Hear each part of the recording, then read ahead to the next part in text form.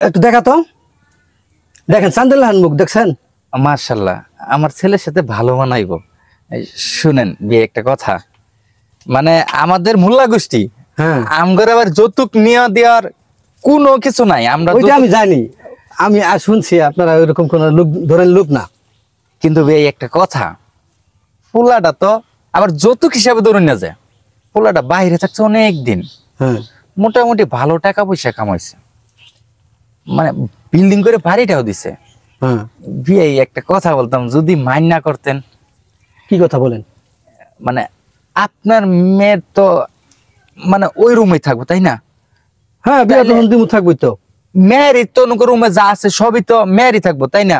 হ্যাঁ তাইলে আমি কইছিলাম কি, মানে যৌতুক হিসাবে আবার ভাববেন না যে ওই ফার্নিচারটা যদি আপনি দিয়ে দিতেন, তাইলে আজকে মেয়েটার বিয়ে করে নিয়ে যেতাম। আচ্ছা সমস্যা নাই, ফাইন্যান্স দিয়ে দিমুনি। বিয়া তারিখ বলেন। আরে বিয়াই শুনেন একটা কথা, যত আমগর ওই বংশের ভিতরে কিন্তু ওইরকম কেউ নাই যে যৌতুক টুতুক নিয়ে। আমরা যৌতুক কিন্তু চাইনি, আর একটু ফুলার স্বপ্ন ছিল, অনেক স্বপ্ন ছিল। আচ্ছা বলেন কি স্বপ্ন? মানে আমারে বলতো, বাবা আমার একটা R15 কিনে দিবা। আমার আসলে সামর্থ্য থাকলে আমি কিনে দিতাম। এই জন্য বললাম যে যদি একটা R15 দিতেন, যৌতুক মনে করেন না যায়। আচ্ছা ঠিক আছে দিমুনি, একটা আরন ভাবি তো, যাও দিমু।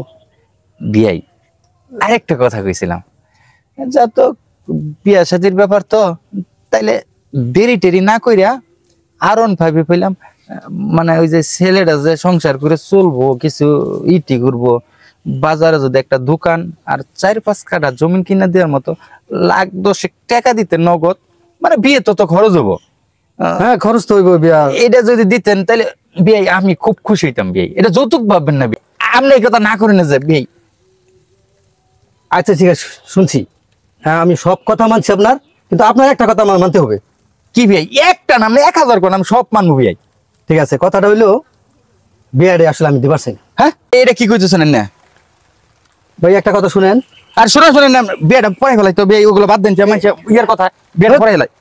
আর বিয়া হবে না, এই আমার লাস্ট কথা, আর বিয়া চলবে না। উঠ এখানে উঠ, যা। আপনি কিন্তু অপমান করলেন বিয়াই।